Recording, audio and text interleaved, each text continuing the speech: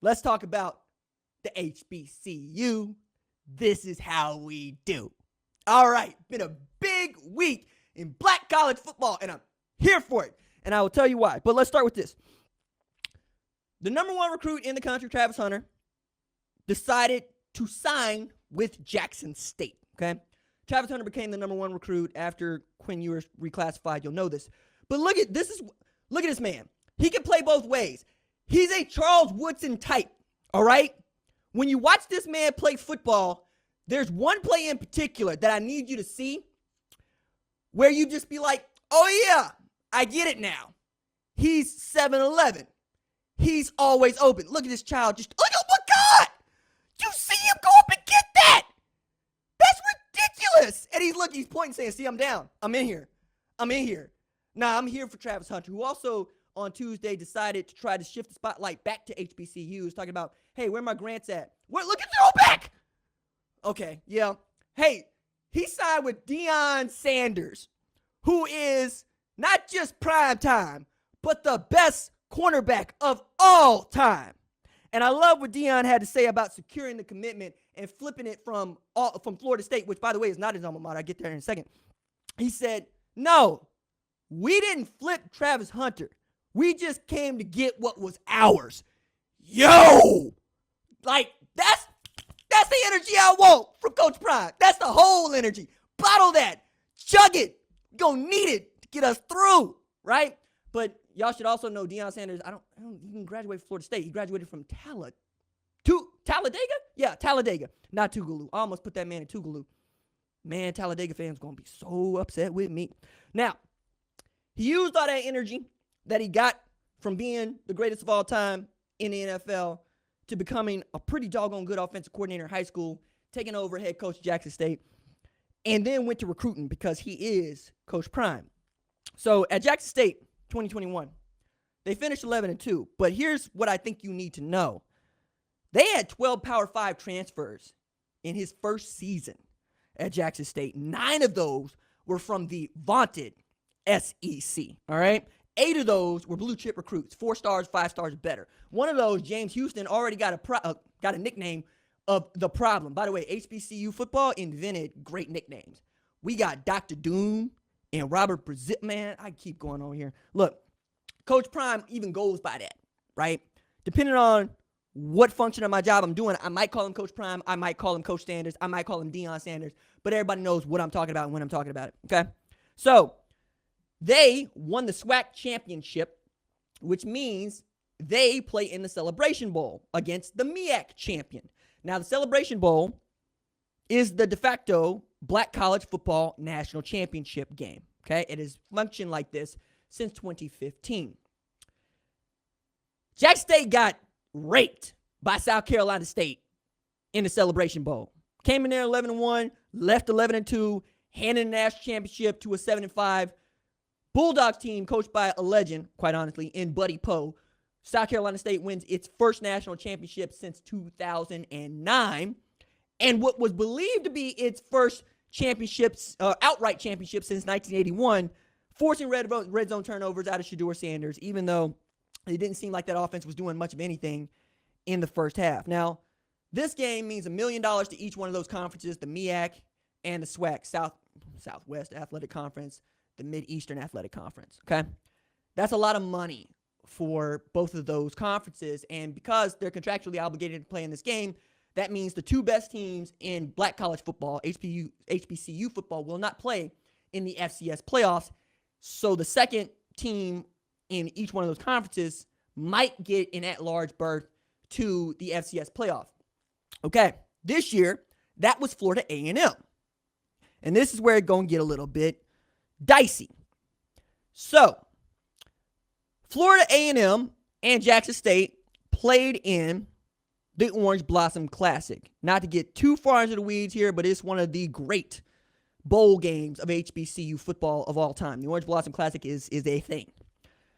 But it doubles this year as a SWAC conference game, which is interesting because Florida A&M, until this year, had been a member of the MEAC, okay?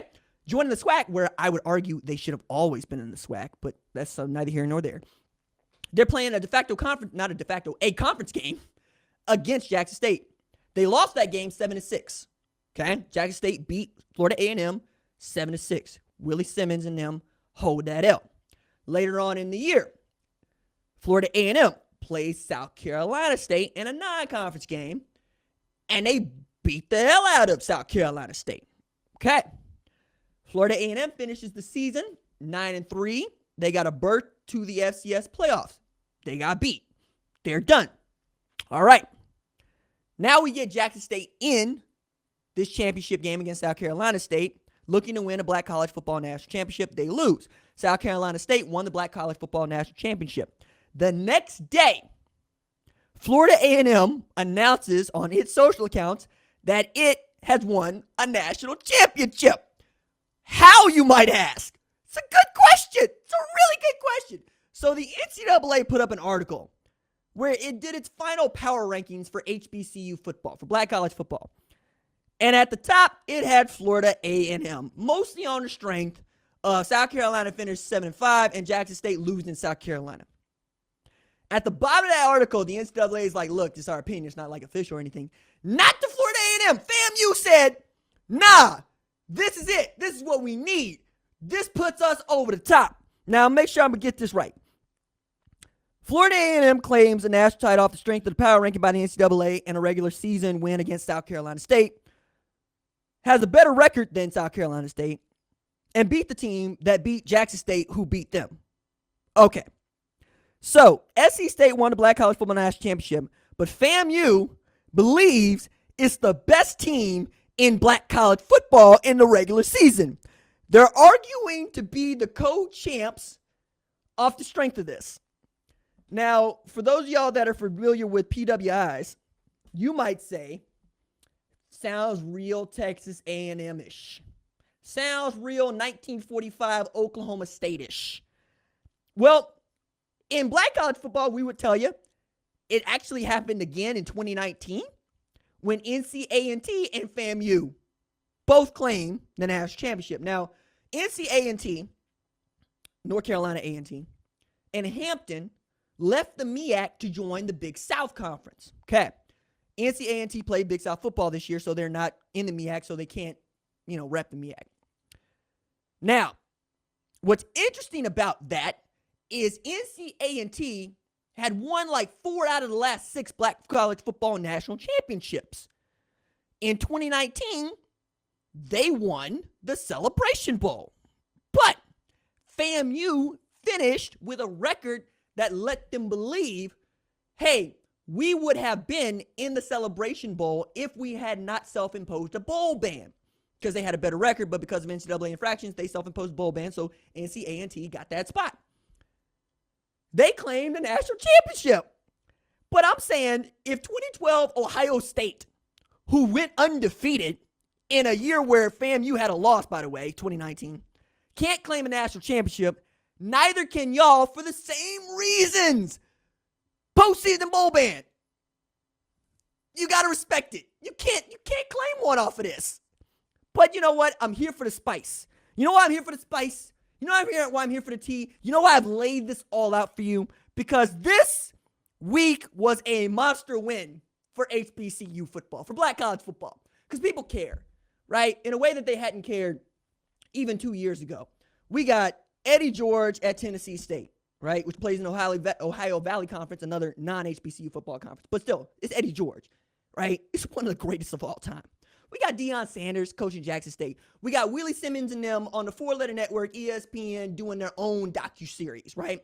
We have this consternation over who can and can't claim a national championship. We got Buddy Poe in South Carolina State getting right for the first time since I was in college. We have a dispute over the 1981 term of outright. I got into a Twitter fight over the use of outright in South Carolina State because it matters now. People are going, okay, why didn't Jackson State play in the FCS playoffs? And then I'm putting you on game. People are going, okay, why isn't NCAA or Hampton playing in the MEAC? Because they wanted bigger and better things. Okay, you're getting educated about some things that you perhaps didn't even know existed, which harkens back to 2020 in a lot of ways, right? And I'm here for that. I'm here for HBCU football because in the modern era of the game, It's been really difficult to compete because it's the FCS sport now. Basically, when the NCAA forced people to determine between Division I, Division I AA, most of the HBCUs, all the HBCUs, took the FCS route because that was guaranteed money, right? At the time, you weren't guaranteed money if you didn't play on television, okay? And nobody is going to tell you that Jackson State or FAMU is going to compete with Ohio State for television. They're just not gonna.